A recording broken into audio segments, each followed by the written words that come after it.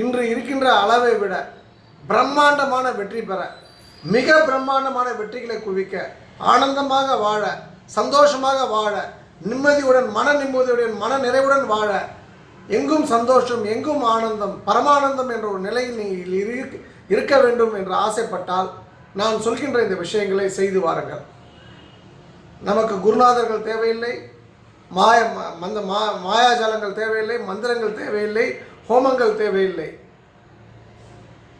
நீ இன்றி கடவுள் இல்லை, கடவுளின்றி நீ இல்லை, கடவுளும் நீயும் சேர்ந்தால்தான் எல்லாம் சாத்தியம் என்கின்ற ஒரு உண்மையை நீங்கள் புரிந்து கொள்வீர்கள். நான் சொல்கின்ற விஷயத்தை நீங்கள் செய்ய முற்படும் பொழுது, முற்பட்டாலே போதும், நீங்கள் அடுத்த கட்டம் பிரயாணப்பட்டு விடுவீர்கள். அது என்ன அந்த விஷயங்கள்? ஏற்கனவே நம்ம சொல்லியிருக்கோம். மன்னிப்பு என்கின்ற ஒரு வார்த்தை ரொம்ப ரொம்ப முக்கியமானது ஒவ்வொருவருடைய வாழ்க்கை ஓட்டத்திலையும். நமக்கு நிறைய பெரியவர்கள் சொல்லுவாங்க, நீ வெற்றி பெறணும், பெரிய லெவலில் வெற்றி பெறணும், தொட முடியாத தூரத்துக்கு போனால் உனக்கு எத்தனையோ நண்பர்கள் இருந்தாலும் ஒரு எதிரி வேண்டும் என்று. அப்போ என்னை பொறுத்த வரைக்கும் ஆண்டாள் சொக்கலிங்கத்தை பொறுத்த வரைக்கும் என்ன சொல்கிறேன், அப்படி ஒரு எதிரி இருந்ததால் அவ்வளோ பெரிய உச்சத்தை தொட வேண்டும் என்று ஒரு நிலை இருந்தால் அப்படி ஒரு எனக்கு எதிரியே தேவையில்லை என்று தான் நான் கூறுவேன். எதிரிகள் இல்லாத எதிர்ப்பு இல்லாத ஒரு வாழ்க்கையை வாழ கற்றுக்கொள்ளுங்கள். நம்ம வாழ்க்கையில் நிறைய துரோகிகளை சந்தித்திருப்போம், துரோகத்தை சந்தித்திருப்போம். நம் கூடவே இருந்திருப்பார்கள், நம்முடைய அறிவை திருடியிருப்பார்கள், நம்முடைய திருடின விஷயத்தை ரொம்ப அழகாக யூஸ் பண்ணிவிட்டு நம்மளை முட்டாளாக்கிய மக்களை நீங்கள் சந்தித்திருப்பீர்கள். இரண்டாவது, நம்முடைய சொத்தை எடுத்திருப்பார்கள், நம்ம நிலத்தை அபகரித்திருப்பார்கள். எத்தனையோ விஷயங்கள், நமக்கு வர வேண்டிய விஷயங்களை நம்ம கொடுக்காமல் ஏமாற்றிய துரோகங்களை மறந்து விடுங்கள் அடியோடு. நம்ம அறிவை திருடியிருக்கலாம், சொத்தை திருடியிருக்கலாம், பணத்தை திருடியிருக்கலாம், பொருளை திருடியிருக்கலாம். அந்த திருட்டை அந்த அளவிலே விட்டு விடுங்கள், அது நமக்கு தேவையில்லை. நம்மை அசிங்கப்படுத்தியிருக்கலாம், அவமானப்படுத்திருக்கலாம், கேவலப்படுத்தியிருக்கலாம். யார் அப்படி செய்தார்களோ அவர்கள் அத்தனை பேரையும் மன்னித்து விடுங்கள். இந்த நொடி, இந்த க்ஷணம் நமக்கு எதிரி இல்லை, எதிரிகள் கிடையாது. இருந்தாலும் இனிமேல் அவர்கள் எதிர்ப்பு தன்மையோடு இருக்கக்கூடாது என்கின்ற ஒரு எண்ணத்தை உருவாக்கி இந்த நல்ல நாளிலே முதல் அடியை எடுத்து வையுங்கள். எதிரி இல்லாத உலகத்தில் நீங்கள் வாழ வேண்டும் என்றால் நிச்சயமாக சொல்கின்றேன், அதற்கு நீங்கள் கடவுளை விட மிக உயர்ந்த நிலையில் இருந்தால் தான் முடியும். கிருஷ்ண பரமாத்மா கூட அம்பு எடுத்தவனுக்கு அம்பால் தான் மரணம் என்கின்ற ஒரு விஷயத்தை சொல்லிக் கொடுக்கின்றார். நான் அதற்கு அடுத்த நிலையிலிருந்து சொல்கின்றேன், நம்ம ஒருத்தன் அடிக்கின்றான் என்றால் நீங்கள் திரும்பி அடிக்க வேண்டாம். அடிக்கின்றவன்கிட்ட அடி வாங்கி கொள்ளுங்கள், அன்பால் அவனை திருத்துவோம். ஸோ இந்த இடத்துல மன்னிப்பு என்கின்ற ஒரு விஷயம் வரும்போது ரெண்டாவது படிக்கட்டாக அன்பை நான் வலியுறுத்த விரும்புகின்றேன். எல்லா விஷயத்திலும் அன்பு அன்பு அன்பு அன்பு என்று ஒரு விஷயத்தை தெளித்து எல்லோரிடத்திலுமே அன்போடு இருங்கள், பண்போடு இருங்கள், பாசத்தோடு இருங்கள், நேசத்தோடு இருங்கள். இந்த அன்பு என்பது நம்ம வாழ்க்கை ஓட்டத்தில் நம்ம கடவுளுக்கு மேலே ஒரு நிலைக்கு போனால் அது ரெண்டாவது படிக்கட்டாக எடுத்துக்கொள்ளுங்கள். மூன்றாவது, என்னை பொறுத்த வரைக்கும் மிக முக்கியமானது அப்படின்னு சொன்னால் அது நன்றி என்கின்ற வார்த்தை தான் நான் எப்பொழுதுமே திரும்ப திரும்ப வலியுறுத்துவது. நன்றி ஒருத்தர் அதாவது நமக்கு ஹெல்ப் பண்ணுறோம், அவங்க நம்மக்கிட்ட நன்றியோடு இருக்கணும் நம்ம ஆசைப்படுறது தப்பு. அதை விட மோசமானது, நன்றி நமக்கு எந்த இடத்துல ஒருத்தர் ஹெல்ப் பண்ணுறான், அந்த ஹெல்ப்னால தான் நம்ம இவ்வளோ தூரம் வந்திருக்கோம் அப்படின்ற ஒரு விஷயத்தை மறந்து நாம் இருப்பது அதை விட மிகப்பெரிய தவறு. ஸோ நன்றி மறப்பது என்னை பொறுத்த வரைக்கும் நீங்கள் எனக்கும் என்னை சார்ந்த மனிதர்களுக்கும் என்னுடைய விஷயத்தை ஃபாலோ பண்ணுறவங்களுக்கும் இருக்கக்கூடாது என்பது என்னுடைய தாழ்மையான கருத்து. அதனால் நான் நன்றி மறக்காமல் இருக்கணும் அப்படின்னு சொன்னால் ஒரு நாளைக்கு குறைஞ்சபட்சம் 500லேருந்து 1000 தடவை நன்றி என்கின்ற வார்த்தையை உபயோகப்படுத்தி பாருங்கள். காலையில் கண் முழிக்கின்றோம், மறுபடியும் கண் தூங்க போகின்றோம், கடவுளுக்கு நன்றி. ஏன்னா இந்த இடைப்பட்ட காலத்தையும் நம் கையில் இல்லாத அந்த மற்றொரு காலத்தையும் கொடுத்தது அந்த கடவுள் தான். அப்போது அந்த கடவுளுக்கு நன்றி, நல்ல உணவை கொடுக்கக்கூடிய மனைவிக்கு நன்றி, பிள்ளைகள் அன்பாக இருக்கக்கூடிய பிள்ளைகளுக்கு நன்றி, ஒரு பஸ்ஸு கண்டக்டர் டிக்கெட் தர அவனுக்கு நன்றி. இப்படி அடுக்கி கொண்டே போகலாம். இந்த நொடி கரண்ட் இருக்குது, இந்த நொடி ஒரு கனெக்டிவிட்டி இருக்குது, மொபைல் கனெக்டிவிட்டி இருக்குது. எல்லாத்துக்கும் நன்றி சொல்கிறதுக்கு நம்ம ஆரம்பிச்சிட்டோன்னா 5000, 50,000, 1,00,000 தடவை நம்ம சொல்ல வேண்டியிருக்கும். நீங்கள் சொல்லி பார்த்தால் தான் அதோடைய பவர் என்னன்றது புரியும். ஆக முதல் விஷயம் நான் சொன்னது மன்னிப்பு, ரெண்டாவது விஷயம் அன்பு, மூன்றாவது படிக்கட்டு, மூன்றாவது விஷயம் வந்து நன்றி நன்றி நன்றி தான். நான்காவது விஷயம் நம்மால் எந்த அளவுக்கு உதவ முடியுமோ அந்த அளவுக்கு உதவ வேண்டும்.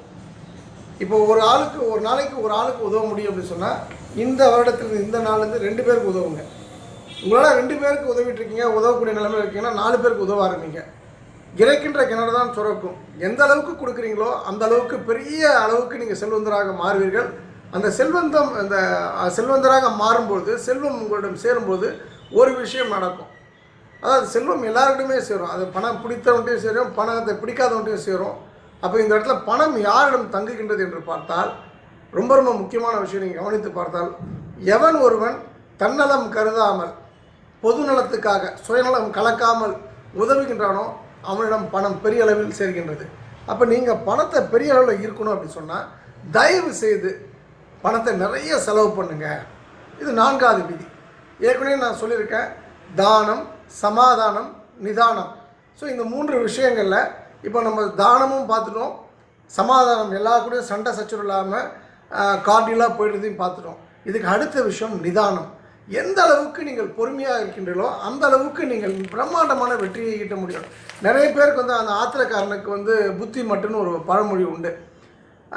எதுக்காக அப்படின்னு சொல்லும்போது நிறைய இடங்களில் நம்ம அவசரப்படுறதுனால தான் அந்த காரியம் கெடுது. எல்லாத்துக்குமே காலம் நேரம் இருக்கின்றது.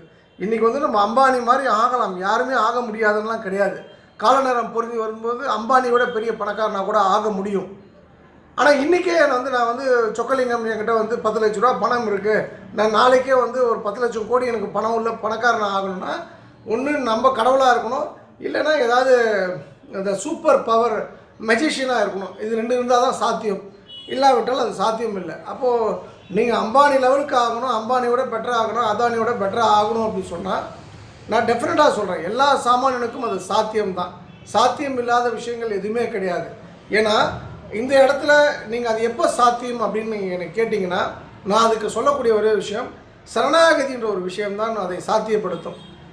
அதாவது உன்னுடைய அந்த ரங்கம் அந்த ரங்கத்திற்கு தெரியும். எந்த ரங்கனுக்கு? ஸ்ரீரங்கநாதருக்கு தெரியும். இப்போ பூலோக சொர்க்க வாசல் நம்ம சொல்கின்றோமே, அவனுக்கு உன் விஷயங்கள்லாம் தெரியும் போது நீங்கள் உன் விஷயம் தெரிஞ்ச ஆள்கிட்ட தான் நீங்கள் சரண்டர் பண்ண முடியும். அப்போது உங்களுக்கு அந்த நேரங்காலம், அதாவது நான் சொல்லிக்கூடிய தானம் நிதானம் சமாதானத்தில் வந்து நிதானன்ற ஒரு விஷயத்துடன் சரணாகதின்ற ஒரு விஷயம் சேரும்போது நீங்கள் பிரம்மாண்டமான ரீச் அடைவீங்க. அவங்க எல்லாருக்கும் என்னென்னா யாருக்கும் பொறுமை கிடையாது. ரெண்டாவது வந்து ஷார்ட்கட்டு தான். நம்ம ஏதாவது மோதிரம் போட்டால் வந்து நம்ம திடீர் பணக்காரன் ஆகிடுமா, சனிக்கிழமை கருப்பு கலர் சட்டை போட்டால் பணக்காரன் ஆகிடுமா, அப்புறம் ஹோமம் பண்ணால் பணக்காரன் ஆகிடுமா, பேர் மாற்றினா ஆகிடுமா, வீடு வாஸ்துபடி மாற்றினா ஆகிடுமான்றலாம் வந்து என்னை பொறுத்த வரைக்கும் அது ஒவ்வொருவருடைய தனிப்பட்ட சொந்த கருத்துக்களை பொறுத்தது. ஆனால் ஆண்டாள் சொக்கலிங்கத்தை பொறுத்த வரைக்கும் நான் சொல்கிறது வந்து என்னோடய வீடு வந்து வாஸ்துபடிலாம் கிடையாது ஒரு பர்டிகுலர் டைம் வரைக்கும். பட் நானும் வந்து அடுத்த கட்டம் ட்ராவல் பண்ண முடிஞ்சுது அப்படின்னு சொன்னால் என்கிட்ட வந்து என்னோடய இலக்கை நோக்கி ஒரு பொறுமை இருந்தது. அதை வந்து அடையிறதுக்கு அந்த பொறுமைக்கு மேலே ஒரு விஷயம் என்னென்னா சரணாகதின்ற ஒரு விஷயம் இருந்தது. எது நடந்தாலும் அது ஆண்டாளுக்கு தான் நல்லது. காலில் அடிபட்டாலும் நான் ஆண்டாள் தான் காரணம், காரில் அடிபட்டாலும் ஆண்டாள் தான் காரணம், கார் வந்ததுக்கும் ஆண்டாள் தான் காரணம், அடுத்து அதை விட பெரிய கார் வாங்கினதுக்கு ஆண்டாள் தான் காரணம், அதை விட பெரிய கார் வாங்கினதுக்கு ஆண்டாள் தான் காரணம், எல்லாமே ஆண்டாள் தான் அப்படின்னும் போது என்னோடய விஷயம் வந்து ரொம்ப தெளிவாக நான் என்னுடைய இலக்கை நோக்கி நான் பிரயாணப்பட முடிஞ்சுது. அப்போ இந்த இடத்துல ஒரு புது விஷயம் சொல்கிறேன். என்ன, நாளையிலிருந்து அடுத்த கட்டம் போகணுன்றவங்க இலக்கு இல்லாமல் பிரயாணப்படாதீங்க. பிரயாணம் தான் உங்கள் இலக்காக இருக்கலாம், அது ஒரு பக்கம். ஆனால் நீங்கள் வாழ்க்கையில் ஒரு நிறைய ஸ்டம்பிளிங் பிளாக் இருக்கும். நம்ம ஒரு இலக்கை நோக்கி போகும்போது அது எப்போ இருக்குன்னா இலக்கை நிர்ணயித்தா தான் அந்த ஸ்டம்பிளிங் பிளாக்ன்றது வரும். அப்போ இலக்கை நிர்ணயிக்காமல் நீங்கள் போட்ட கால் போன அதாவது தடம் போன இடத்துல ரூட்டில் நீங்கள் போய்ட்டு இருந்தீங்கன்னா நீங்கள் இலக்கை நோக்கி பிரயாணப்பட முடியாது. ஒரு இலக்குன்றது நீங்கள் ஃபிக்ஸ் பண்ணிட்டீங்கன்னா நிச்சயமாக அதுக்கு நிறைய தடைகள் இருக்கும். அந்த தடைகளை மீறி அந்த இலக்கை அடையணும் அப்படின்னும்போது அந்த பொறுமையும் நம்மளுடைய சரணாகதியும் உங்களுக்கு அது பெரிய அளவு உதவும். அப்போது நீங்கள் இலக்கையும் நிர்ணயித்து கொள்ள வேண்டும். எல்லாத்துக்கும் மேலாக சில சின்ன சின்ன விஷயங்களை நீங்கள் ஃபாலோ பண்ணும்போது உங்களுக்கு பெரிய ரிசல்ட்ஸ் கிடைக்கும். அந்த வகையில் ஒவ்வொருவரும் தயவு செய்து வெள்ளிக்கிழமை என்றால் இரவு 8:30லேருந்து 9 மணிக்குள்ளே வீட்டில் இருக்கக்கூடிய பெரிய குழந்தை, மகன் அல்லது மகள், 2 பேரும் இல்லை. இப்போ சப்போஸ் அந்த பெண்களால் அந்த பெரிய பெண்ணால் வாங்க முடியாத சூழ்நிலை அப்படின்னும் போது வீட்டில் இருக்கக்கூடிய தலைவி மனைவி அவங்களாலையும் வாங்க முடியாத சூழ்நிலைன்னும் போது அம்மா அவங்களாலையும் வாங்க முடியாத சூழ்நிலை இருக்கின்றது என்கின்ற பொழுது வீட்டோட தலைவர் நீங்கள் தயவுசெய்து இந்த ஆர்டரில் ஒரு கல் உப்பு பாக்கெட் வாங்கி வீட்டில் வைக்க பழகுங்க. எங்கே வைக்கணும்னா பூஜை ரூமில் வைக்கணும். நல்ல நல்ல ஸ்டோரில் வாங்குங்க. நல்ல காஸ்ட்லியான கல் உப்பு வாங்குங்க. ரொம்ப ரொம்ப முக்கியம், நிறைய சேரும்போது கோவிலுக்கு கொடுங்க. அது கிட்டத்தட்ட ஒரு 50 பாக்கெட் 100 பாக்கெட் சேரும்போது கிட்டத்தட்ட 50 பாக்கெட் வரும்பொழுதே சேர்க்கும்பொழுது உங்களுக்கு பணத்தோட பிரம்மாண்டம் என்ற ஒரு விஷயத்தை நீங்கள் உணர்ந்து விடுவீர்கள். இதற்கு அடுத்தாப்பில் நீங்கள் பார்த்தீங்கன்னா என்னை பொறுத்த வரைக்கும் வீடு அப்படின்னு ஒரு விஷயம் இருக்குன்னா வடக்கு அதாவது நார்த்தன் சைடில் ஜன்னல் இருந்தாகணும். அது நிச்சயமாக இருந்தாகணும். இருந்தாலும் அந்த ஜன்னல் இருக்கிற பட்சத்தில் அதை திறந்து வைக்கணுன்றது தாழ்மையான கருத்து. இதற்கு அடுத்து ஒரு வீட்டில் பார்க்கணுன்னா தேவையில்லாத பொருட்களே இருக்கக்கூடாது. எந்த அளவுக்கு தேவையில்லாத பொருட்களை நம்ம ஒழிக்கின்றோமோ அந்த அளவுக்கு நம்மளால் இலக்கை நோக்கி மிக லகுவாக மிக ஈஸியாக பிரயாணப்பட முடியும். இதற்கு அடுத்தாப்பில் பார்த்தோம் அப்படின்னு சொன்னால் நியூஸ் பேப்பர் வாங்கக்கூடாது. நியூஸ் எந்த டிவி நியூஸும் பார்க்கக்கூடாது, படிக்கக்கூடாது. ஏன்னா இப்போ சமீபத்தில் கூட திரு சூப்பர் ஸ்டார் ரஜினிகாந்த் அவர்கள் ஒரு நல்ல விஷயத்தை சொன்னார். அதாவது அவர் மேலே நிறைய குற்றச்சாட்டுகள் இருக்கலாம், அதெல்லாம் டசன்ட் மேட்டர். நல்ல விஷயத்தை யார் சொன்னாலும் கேட்டுக்கணும். அவர் சொல்கிறாரு, என்ன சொல்கிறாரு, தயவு செய்து நியூஸ் பேப்பர் படிக்காதீங்க, நியூஸ் பார்க்காதீங்க. ஏன் அப்படின்னு சொன்னால் நிறைய கொலை கொள்ளை கற்பழிப்பு போன்ற நெகட்டிவான விஷயங்கள் உங்களோட மனதை பாதிக்கும். அது உங்கள் மனதை பாதிக்கும்னா உங்களுடைய இலக்கை நிச்சயமாக அதை தடை செய்யும். இலக்கை நோக்கி பிரயாணப்படும் போதுன்னு ஒரு நல்ல விஷயத்த சொல்கிறார். நான் திரும்பவும் அதை வலியுறுத்துகிறேன். ரொம்ப நாளாக வலியுறுத்திட்டு இருக்கேன். இன்றைக்கும் சொல்கிறேன், நியூஸ் பேப்பர் வாங்காதீங்க. அப்புறம் நியூஸ் சேனல் பார்க்காதீங்க. எல்லாத்துக்கும் மேலே நிறைய விஷயங்கள் நம்ம சொல்லணும் அப்படின்னு சொன்னால், பொதுவாக முன்னோர்கள் இருக்காங்க அப்படின்னு சொன்னால் அவங்களுக்கு திதி வருடம் வருடம் கொடுங்க. வருடத்தில் 3 மிக முக்கியமான அமாவாசையில் கொடுக்கறது ரொம்ப சால சிறந்தது.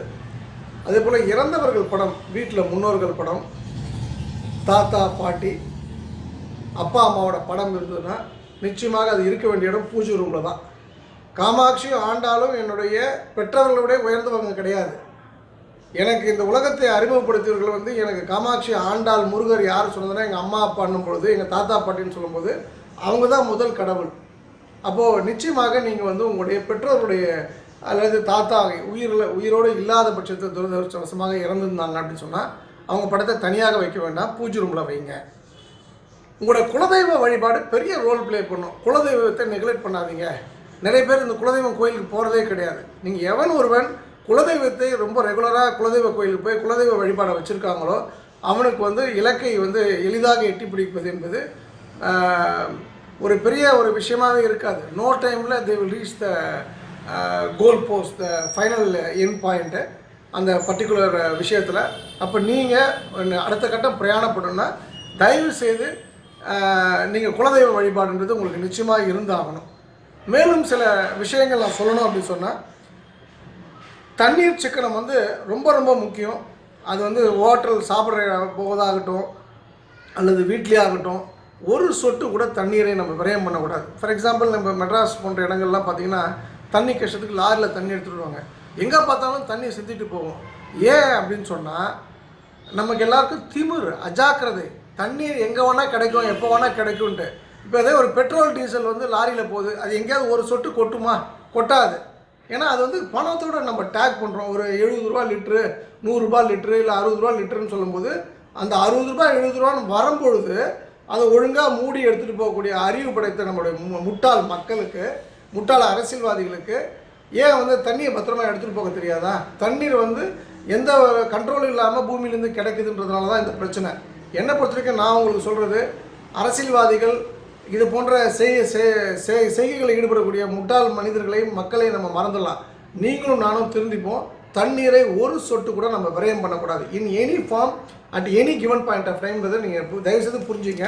எல்லாத்துக்கும் மேலாக இந்த வட்டி தொழில்ன்றது ரொம்ப ரொம்ப தவறு. யாரெல்லாம் இலக்கை நோக்கி பிரயாணப்படணும்னு ஆசைப்படுறாங்களோ, அந்த இலக்கை அடையணும்னு ஆசைப்படுறாங்களோ, இலக்கு இருக்கிறவங்களுக்கு வட்டி தொழில் தேவையில்லை என்பது தாழ்மையான கருத்து. வட்டி, இந்த கெமிக்கல் ரிலேட்டட் பிஸ்னஸ்ஸு, பூமியை மாசுபடுத்தக்கூடிய பிஸ்னஸ், இது நமக்கு தேவையில்லை. அதில் வந்து வட்டி கலப்பட தொழில் இந்த கோவில் இடங்கள் வந்து பெரிய லெவலில் வந்து சில விஷயங்களை தீர்மானிக்கின்றது. ஆனால் வட்டியை மட்டும் வேண்டவே வேண்டாம். வட்டிக்கு வந்து விடுறதோ அந்த வட்டி பணத்தால் குடும்பம் நடத்துவதோ மிகப்பெரிய தவறு. நாய், பூனை, அதுக்கப்புறம் வந்து பசுமாடு, கோழிகள், குதிரைகள் வந்து வளர்ப்பது ரொம்ப ரொம்ப நல்லது. ஒவ்வொரு வீட்லேயும் நாளைக்கு வந்து 1 கிரவுண்ட் 2 கிரவுண்டு வீடு இல்லாமல் ஒரு அப்பார்ட்மெண்ட்டில் கூட அவங்க இருக்கலாம். ஆனால் அவங்க பணம் சேரும்போது அவங்களுக்கு ஆப்பர்ச்சுனிட்டி கிடச்சி 1 ஏக்கர் 2 ஏக்கர் இடம் வாங்கும்போது இது போன்ற விஷயங்கள் நிச்சயமாக ஒவ்வொரு தோட்டத்திலையும் இருக்க வேண்டும் என்பது தாழ்மையான வேண்டுகோள். ஏன் அப்படின்னு சொன்னால், எவன் ஒரு நாள் நாய்களுடனும் பறவைகளுடனும் விலங்குகளுடனும் பேச முடிகின்றதோ அவன் பிரபஞ்ச மொழி புரிந்தவனாகின்றான். பிரபஞ்சத்திற்கு ஒரு லாங்குவேஜ் இருக்குது. அது நீங்கள் வந்து இப்போ ஃபார் எக்ஸாம்பிள் நான் வந்து ஹவ் ஆர் யூ அப்படின்னு ஒருத்தன்ட்ட கேட்குறேன். அவனுக்கு ஜாப்பனீஸ் மட்டும்தான் தெரியும், அவனுக்கு இங்கிலீஷ் தெரியாது. அவன் எப்படி பதில் சொல்லுவான் அதுக்கு? அதே போல் பிரபஞ்சத்தில் நீங்கள் பணம் கேட்குறீங்க, பிரபஞ்சத்துக்கு அந்த பாஷை தெரிஞ்சால் தானே உங்களுக்கு பதில் சொல்லும். பிரபஞ்சத்துக்கு அந்த பாஷை புரியல அப்படின்னு சொன்னால் எப்படி அது பதில் உங்களுக்கு சொக்கலிங்கத்துக்கு இது தேவைன்னு கொடுக்கும். அப்போ இந்த இடத்துல பிரபஞ்சத்தோட பாஷை வந்து நீங்கள் புரிஞ்சுக்கணும். பிரபஞ்சத்தோட பாஷையில் நீங்கள் பிரபஞ்சத்தோட கம்யூனிகேட் பண்ணணும். அப்படி அதுக்கு தெரிஞ்ச பாஷையில் நீங்கள் கம்யூனிகேட் பண்ணணும்னா நீங்கள் நாய், விலங்குகள், வீட்டு விலங்குகள், பறவைகளோட பாசத்தோடு பழக பாருங்கள். அதற்கு நிறைய உணவு கொடுங்கள். வீட்டில் இருக்கக்கூடிய பெண்களை வந்து நீங்கள் காமாட்சி ஆண்டாளை மதிக்கிறத விட ஒரு படி மேலே மதித்தால்தான் வந்து எல்லா விஷயங்களுமே சாத்தியப்படும். நீங்கள் பெண்களை கை நீட்டி அடிக்கிறதோ, அவங்களை வந்து ஒரு 10 பேருக்கு முன்னாடி அவமானப்படுத்துகிறதோ, அவங்களை தரம் இறக்கி பேசுவதோ, அவங்களை கெட்ட வார்த்தைகளால் திட்டுவதோ மிக சரியான விஷயமாக ஆகாது. ஆகவே பெண்களை சரிசமமாக நடத்த பாருங்கள். உங்களுடைய கூட பிறந்த அக்கா தங்கைக்கு வருடத்தில் 3 முறை சித்திரை வருடப்பிறப்பு, தீபாவளி, பொங்கலுக்கு துணிமணி வாங்கி கொடுங்கள். சொத்து பிரச்சனை என்று ஒரு விஷயம் யாருக்காவது ஏற்பட்டால் அது வந்து கடவுள் கொடுத்த வரம்னு நினச்சிங்க. இப்போ ஒரு 3 ஏக்கர் இருக்குது, சம்மந்தமே இல்லாமல் 2 ஏக்கர் கேட்பாங்க. உனக்கு 1 ஏக்கர் தான் கொடுப்பாங்க, நீங்கள் எல்லோரும் பிரிச்சிங்கன்னு சொல்லுவார் அண்ணன். இல்லை வந்து தம்பி வந்து எனக்கு ஃப்ரண்ட்டில் தான் வேணும்னு சொல்லுவார், எனக்கு ரோட்டில் தான் வேணுன்ட்டு. தயவுசெய்து கையெடுத்துக்கிட்டு மொத்த இடமே எடுத்துக்கணுங்க. நீங்கள் சொல்லிவிடுங்க, நாளைக்கு அவன் 2 பொண்ணு இருக்குது, வயசுக்கு வந்து 5 பொண்ணு இருக்குது, 4 பொண்ணு இருக்குது, பிள்ளைங்க படிப்புலாம் கவலைப்படாதீங்க. மரத்தை வைத்தவன் தண்ணீர் ஊற்றுவான். நீங்கள் சரணாகதி என்று நான் சொன்ன 4வது விஷயத்தை நீங்கள் கையில் எடுத்தீங்க அப்படின்னு சொன்னால், நீங்கள் அந்த சொத்து பிரச்சனையில் தைரியமாக கையை விட்டு நீங்கள் வந்து பொருளை மொத்த பொருளையும் கொடுத்துட்டு நீங்கள் தாராளமாக வரலாம். ஏன்னால் அதை விட பெரிய பொருள் உங்களுக்கு ஏதோ காத்திருக்கின்றது என்கின்ற உண்மையை மட்டும் நீங்கள் புரிந்து கொள்ளுங்கள். என் லைஃப்பில் நான் நிறைய பேர் அது போல் சந்தித்திருக்கின்றேன். நீங்களும் வந்து அது போன்ற விஷயங்கள் உங்களுக்கு ஆப்பர்ச்சுனிட்டி கிடைச்சதுன்னா நீங்கள் வந்து தயவுசெய்து அதை ப்ராப்பராக யூஸ் பண்ணிங்க, அது ப்ராப்பராக வந்து ஹேண்டில் பண்ணுங்கள்.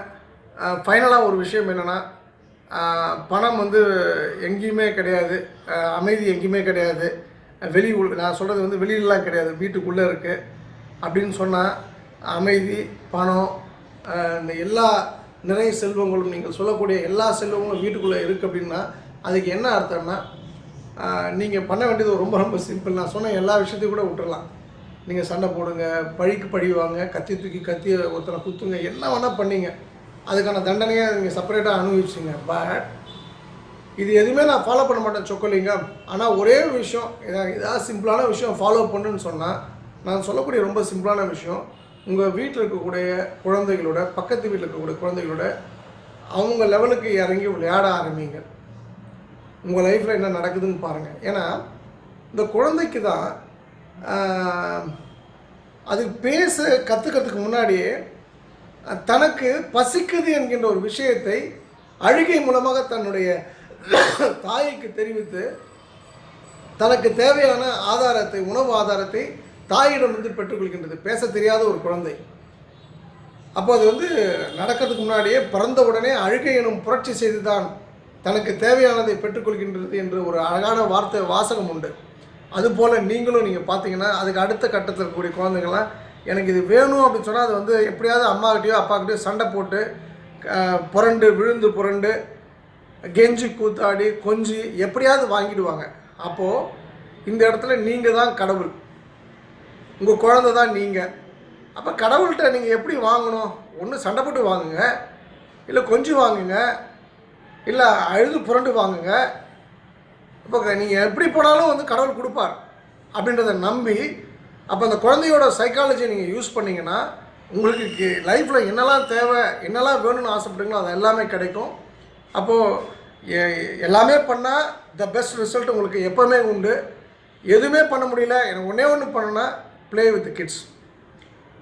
எந்த அளவுக்கு எஃபெக்டிவாக நீங்கள் குழந்தைகளோட விளையாடுறீங்களோ, சரிசமமாக சந்தோஷமாக அவங்க லாங்குவேஜ் பேசுகிறீங்களோ, கிட்டத்தட்ட அதுவும் பிரபஞ்ச மொழியும் ஒன்று தான். ஸோ உங்களுக்கு எல்லா விஷயங்களும் கிடைக்கும். இந்த நல்ல நாளில் நான் சொன்ன இந்த சின்ன சின்ன விஷயங்களை நீங்கள் ஃபாலோ பண்ணி எப்பொழுதுமே best person, best results, best attitude, best positivity என நிறைய பெஸ்ட்டை நீங்கள் லைஃப்பில் பார்க்கணுன்றது என்னோடய தாழ்மையான